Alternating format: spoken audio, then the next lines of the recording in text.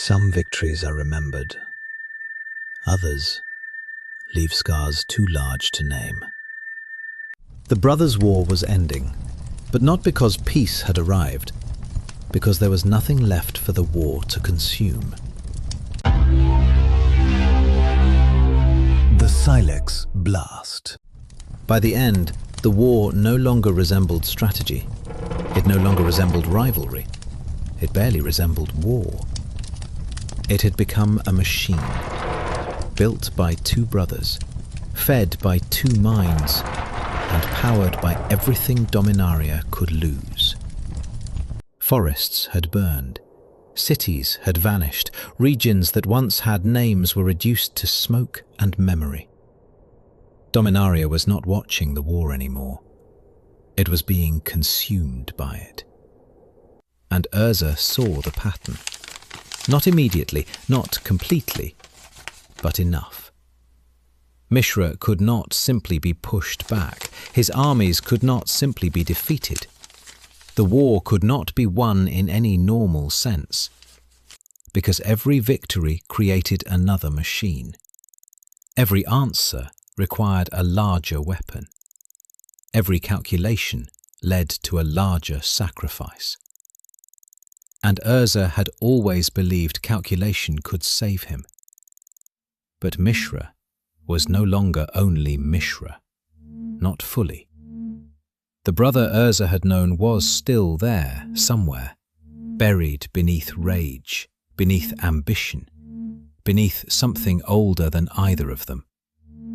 Phyrexia had touched him, not as an idea, not as a rumour, as infection, as integration, as a promise that weakness could be replaced. And that was the horror Urza could not unsee. This war had started with two brothers, but it was not ending with them. There was another hand inside it now, another intelligence, patient, ancient, hungry. Then there was the Sylex, an ancient artifact, older than Urza's war, older than his grief, a thing of impossible power, left behind like a question no one should answer. The Sylex was not a sword, not a machine, not a weapon in the way Urza understood weapons.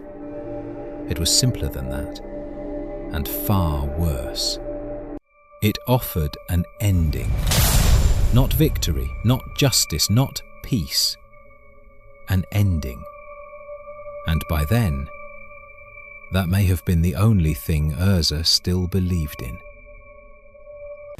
The final confrontation came at Argoth, a green place, a living place, one of the few places the war had not yet fully devoured.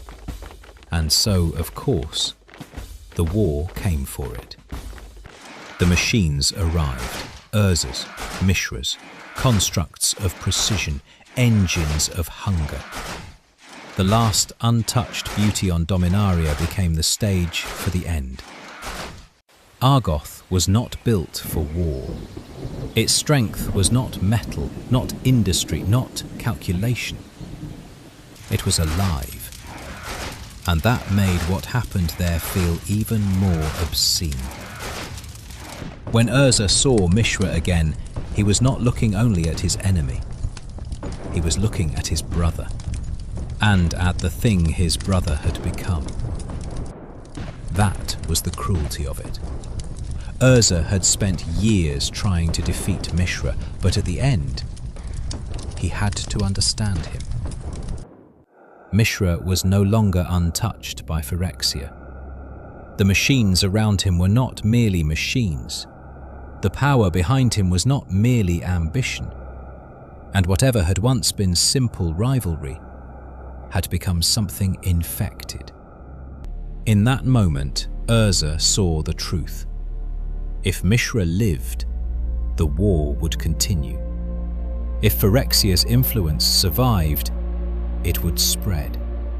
And if Urza hesitated, Dominaria would keep bleeding.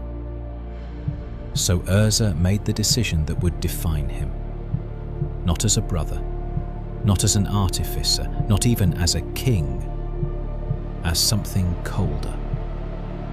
He chose the ending. There is a moment before catastrophe, when the world seems to understand what is coming.